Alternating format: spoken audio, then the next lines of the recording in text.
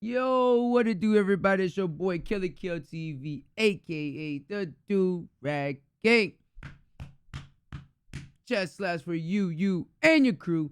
Back with another video, man. What's good, everybody? I know I've been slacking on the YouTube content, but I promise you guys, it's all been worth it. Okay, I had got a brand new camera. I got a Sony A6400 camera. Let me know how it looks. Look crispy. I'm gonna go ahead and turn one of these filters off so I can show you guys how crispy we look. Boom. Damn. I ain't gonna lie to y'all. Your boy looking crispy, no cap. You feel me? No cap. I'm looking crispy. So I do appreciate everybody always tuning in, man. And you know what I mean? Making me helping me get a new camera, man. It's been a long time coming. I ain't gonna lie to you guys. But we went ahead and grabbed it anyway. So that's what I've really been waiting on, so I can make sure the camera's good, the quality's good on the videos. Just make sure everything is good. I even got an external mic, so when I can do the VR, like I'm upgrading, man. I'm upgrading. I'm working. So now you about to see these videos just start. You feel me? But I know you guys ain't here for that. You guys are here for another movie reaction. About to react to the Tomorrow War review. Now, this is the new movie with Chris Pratt, the guy that plays in Guardians of the Galaxy. Now, I got a couple things to say about this movie, okay? Before they even get to the review. One, the acting, terrible.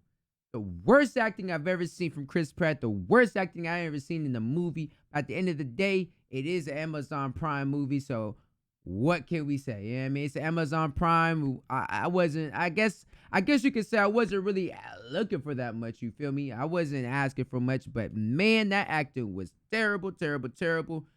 Two, the story was good. The story was really good. I felt like they went really in depth in the story. They actually figured out how they got there. Woody wop pop pow pow. I mean, if you didn't see the movie, you just didn't see it. So they told you how the aliens got there and shit like that. They actually went in depth with the story and his daughter and shit like that. So that was dope. Three, the action was pretty good. My only downfall in the action, though, it was very cinematic. Like, so if you don't understand what I'm talking about, cinematic is like dun dun dun dun dun dun dun dun dun dun dun dun dun dun shit like that. You feel me? Like every time there's like an action scene in the movie, there's like intense, like cinematic flow that's leading up to the next scene type of shit. That's all that happened in this movie. That's all the action was. Besides the end. The end was straight. The end was pretty actiony. It was action. Another thing I did not like about the movie. I know there's a lot of things I didn't like about this movie. Don't worry. There's some things I like. Another thing I didn't like about this movie, man, is the the comic relief, man. The comic relief was terrible. They made jokes in the movie. It was just like, there was one part where they were just now at MEPS. Like he was about to they was getting debriefed and whatnot. And he just met the black dude, and he was like stuttering. He was just, it was supposed to be comedy. Like he was speaking too fast. He gets nervous when he talked, but it was so cringe. It's so corny. It was so bad. Another part of the movie is when Chris Pratt was talking to his father. That was the worst acting in the movie. That was the worst scene in the movie. When you watch this video and you see that part of the movie, that was the worst part of the movie. That's all I'm gonna say. Let's see. What's some good things I did like? Oh, I said I like the action.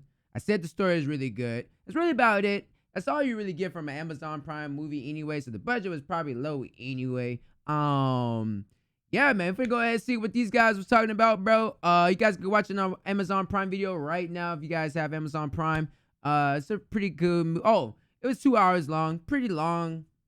Yeah.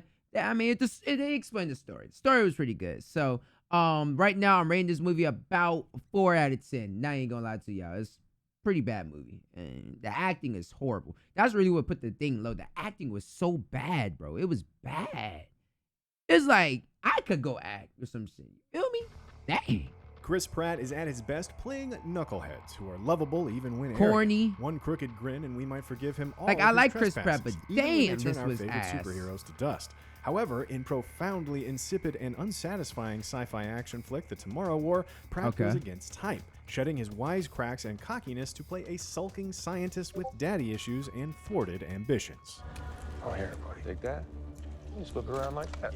How are you so calm? Long story. Are you ex-military? Yeah. Kind of a short story, I guess. Pratt's Dan Forrester. There was a lot of that corniness in the movie. There was a lot of corniness in that movie, man. Skills are wasted. A lot of teaching high school corniness. Science. He dreams of working in a groundbreaking laboratory, but then a squadron of soldiers from the A couple of unexplained things happen too in the movie as well. Like, I'll tell you guys if they get to the part. Through a wormhole to drop a bombshell. Our enemy is not human, and we are losing. 29 years from now, mankind is losing a battle with a ravenous and mysterious alien force called the White Spikes. Naturally, Dan will be pulled out of his humdrum life and back into his military days to tromp into a high-stakes battle not only for his daughter's future, but for the future of all mankind. Yeah. This is the kind of part Pretty you might cool. imagine Pretty Tom cool Cruise start. playing 3 decades back. A self-assured but slightly sad man of action. Chris Pratt is no Tom Cruise. Without the wisecracking and cheeky grins, Pratt seems at a loss as to what to do with his face. Whether he's facing an alien onslaught, confronting his estranged father, or having a heart-to-heart with his heartbroken daughter, he furrows that brow. And just like that, the dazzling screen presence. Yeah, that's another part too. Like, like I said, I like Chris Pratt, but it feels like this wasn't the role for Chris Pratt. He's funny. He's witty. He got a little bit of comic relief, 80s references, shit like that. But it looked a little.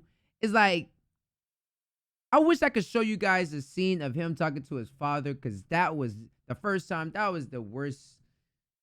That was the worst emotional shit I've ever seen in my life, dog. Like, it was so. I thought it was like, wow. And the craziest part is, I watched that part when I was in the barbershop, and I was getting lined up, and I'm just like getting lined up. And I hear that part going up. I'm just like, I was like, is this like a YouTube video? Like, is this like I thought it was like a parody real quick. You know what I mean? I thought he had switched the thing, because I was just listening, and then I thought he had switched the thing off. I was like, is this a parody or whatnot? What's going on? He's like, nah, the movie's still on. Well, I was like, hold on real quick. I looked, I was like, oh, this movie is ass. This movie acting is straight dog shit, bro. Like, that part was so bad. Y'all will see if y'all ever watch it. Y'all will see. Launched Pratt into multiple tentpole franchises is extinguished. It's as if smirks were the source of his star power, and now he's Samson shaved bald and unremarkable. By the time a telegraphed plot twist calls on him for pathos, he's long lost the thread. Throughout the film, Pratt is outshone by a sprinkling of supporting players who all deserve better, from Betty Gilpin to J.K. Simmons to Sam Richardson in a comic relief role that could have been Pratt's not so long ago. Listen, when I'm nervous, I talk. I'm like a 97 on the nervous scale. While Richardson's manic energy... That part right there, corny, trash. That comic relief, like, he's good. He's good. He was funny. He was funny, but I feel like the people that wrote the shit was bad. It was bad. You know what I mean? Like, it was bad. You feel me? Like, it was funny, but bad at the same time. Like, that shit was bad. He is welcomed. None of the so-called jokes he's given stick long enough to be remembered. Indeed, the Tomorrow War script is overstuffed with lazy jokes, sappy speeches, and clunky proclamations, like, we are literally living on borrowed time. Yet, none of this is as bad as the main plot, which is just inexplicably dumb. In the Tomorrow War, mankind has invented time travel. I can't even explain it enough. I mean, who is it? You might as well say I narrated this. This is literally my review. Damn, that camera looking crispy. Sheesh. But you might as well say what did I just say? Everything he's saying is what I just said. Travel. Specifically, it's a form of time travel that allows people from 2051 to come back to 2022 or vice versa. They cannot go any time else. Why not? This very good question is waved away with a nonsense explanation. You think they'd use this power to pass along information or tools to help change the intervening 30 years and give humans an advantage against the vicious white spikes. But this idea isn't even suggested, with insufficient conscripted civilians instead chucked into a future war without training or even any idea what the aliens look like.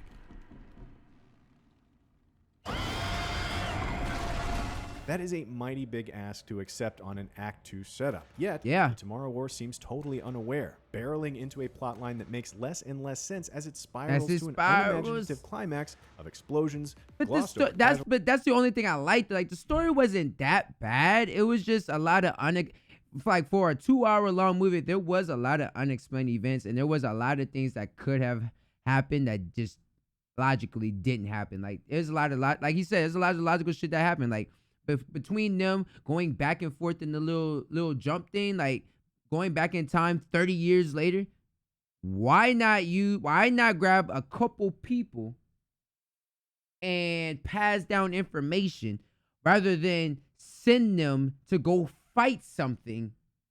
You get what I'm saying? The shit doesn't make any sense. You're using all your manpower to go kill these things where you should be figuring out a way to, like, it was like a lot of shit. And then they brought up, why not make 2? It was like, it's too much time. How is it too much time if it's 30 years later and y'all already created it?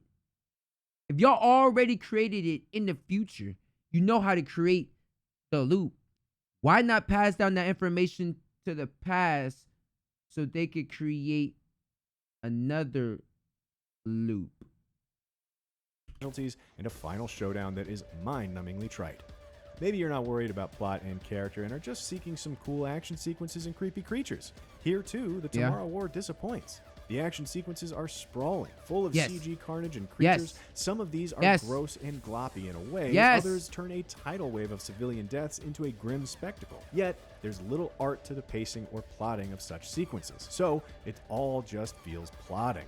Even the white spikes that should be ferocious look increasingly silly the longer the camera leers at them. See something really dangerous? I feel like literally that's all I've been doing since I got here. 4 out of 10. The Tomorrow War is astonishingly bad. It's got a confusing plot, an emotionally shallow hero arc, and monsters more messy than menacing. Then, caked in made-for-TV level visual effects razzle-dazzle, slicked in a sickly low-contrast. And they never did explain why half the link went off and people were falling out the sky. They never explained that either. People were just falling out the sky and dropping wherever. Yeah, they were supposed to fall 10 to 20 feet from the ground. Yet they were falling like thousands of feet from the sky. They never explained why that happened in the link. Like, what happened to the link? Something just happened and boom, there it goes. If it's gonna be 2 hours long and you try to explain a lot, you might as well explain everything, right? Palette, this movie is downright ugly. Sure, it's got big and loud action, but nothing to rattle you to your core. Much of the blame can be laid at the feet of director Chris McKay. It's astonishing that the helmer of the Lego Batman movie followed that vibrant, funny, and wildly entertaining offering with an action movie that is such an inane eyesore. And yet, that turns so much more sense than the plot of the Tomorrow War. For more reviews of the hottest movies, wow! They gave it a 3. They gave it a 3. I was generous enough to give this movie a 4. That's about goddamn right then. I told you this movie was trash. I literally said that. For a 2.5 hour movie was...